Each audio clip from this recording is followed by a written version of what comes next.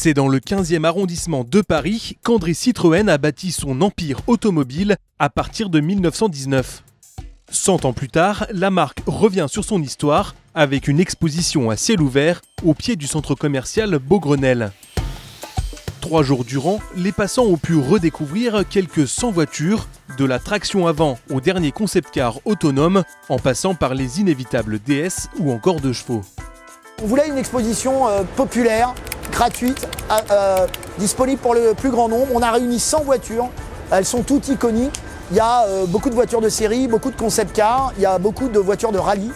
Et on a même des voitures qui sont extrêmement originales. Il y a le fameux panier à salade en type H, il y a la SM d'intervention sur les autoroutes de la gendarmerie, il y a tout. Je crois que Citroën est une marque qui fait partie de la pop culture française. Et je pense que là, beaucoup de gens ont des flashbacks personnels quand ils voient les véhicules dans la rue. Il faut bien dire qu'elles sont toutes là, les Xara, Xantia ou C3 des années 2000, les BX, ZX et AX des 90s ou encore les DS, CX et même AMI 8 des années 70-80.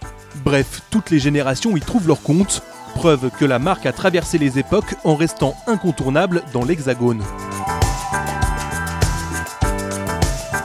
L'exposition s'inscrit dans un vaste calendrier de célébration de l'anniversaire qui porte déjà ses fruits. Le centenaire est extraordinaire. On a des résultats qui sont exceptionnels. On a la fréquentation, par exemple, de notre site Citroën Origins, qui est notre musée virtuel, est en augmentation de 180% par rapport à l'année dernière. Alors vous allez me dire, ça ne veut rien dire. Est-ce qu'il était faible l'année dernière? Non, en fait, elle était déjà énorme, mais stable. Mais il y a un effet centenaire incroyable. La marque est réellement populaire. Voilà. Et dans le monde entier. J'étais en Argentine, j'étais avec un architecte qui a fait dans une grange un musée avec 40 Citroën, juste parce qu'il est fan. Et je peux vous dire, il ne l'a pas fait pour l'argent, puisque personne ne va le voir, son musée. Il l'a fait pour lui, puisqu'il est perdu au milieu de la pampa. Donc ça, c'est Citroën, c'est exceptionnel. Pour ceux qui ont manqué cette exposition, pas de problème, Citroën poursuit les festivités tout l'été, avec notamment un grand rassemblement de 10 000 voitures fin juillet dans le Perche, ou encore une magnifique exposition photo réalisée en partenariat avec le magazine Ideat, et qui sera ouverte à tous du 9 juillet au 18 août à la Monnaie de Paris.